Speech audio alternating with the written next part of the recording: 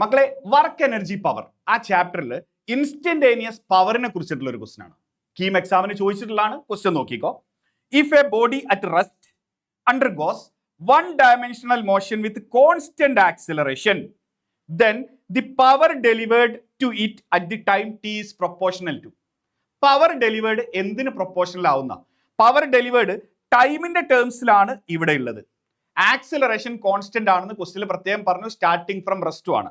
അപ്പൊ നമുക്ക് അറിയാവുന്ന കാര്യങ്ങൾ എന്തെല്ലാം എഴുതാൻ പറ്റും അറിയോ? നോക്കിക്കോ. ഇനീഷ്യൽ വെലോസിറ്റി 0 ആണ്. ആക്സിലറേഷൻ കോൺസ്റ്റന്റ് ആണ്. ഇതൊക്കെ അറിയാം. Acceleration constant. നമുക്ക് വേണ്ടത് പവർ ആണ്. പവർ എങ്ങനെ കിട്ടും? Power is equal to force into velocity അല്ലേ? ഫോഴ്സ് എങ്ങനെയാ കിട്ടുക? Force is equal to ma. പിന്നെ ഉള്ളത് വെലോസിറ്റി ആണ്. വെലോസിറ്റി എങ്ങനെ കിട്ടും? v is equal to u plus at use ചെയ്യാം. എടാ, ഈ ഇക്വേഷൻ യൂസ് ചെയ്യണമെങ്കിൽ ആക്സിലറേഷൻ കോൺസ്റ്റന്റ് ആയിരിക്കണം. അത് ക്വസ്റ്റ്യനിൽ പ്രത്യേകം പറഞ്ഞിട്ടുണ്ട്. ആക്സിലറേഷൻ കോൺസ്റ്റന്റ് ആണ്. അപ്പൊ നമുക്ക് ധൈര്യമായിട്ട് അത് ഉപയോഗിക്കാം. അപ്പൊ ഇതിൽ u 0 ആണ്. അപ്പൊ v is equal to at എന്ന് കിട്ടും. അപ്പൊ ഇവിടെ power is equal to m into a into വെലോസിറ്റിക്ക് at എന്ന് കൊടുക്കാം. അപ്പൊ power is equal to m into a square T.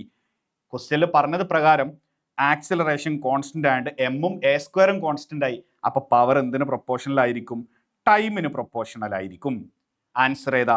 Option E ആയിരിക്കും വരുന്നത്. റെഡി?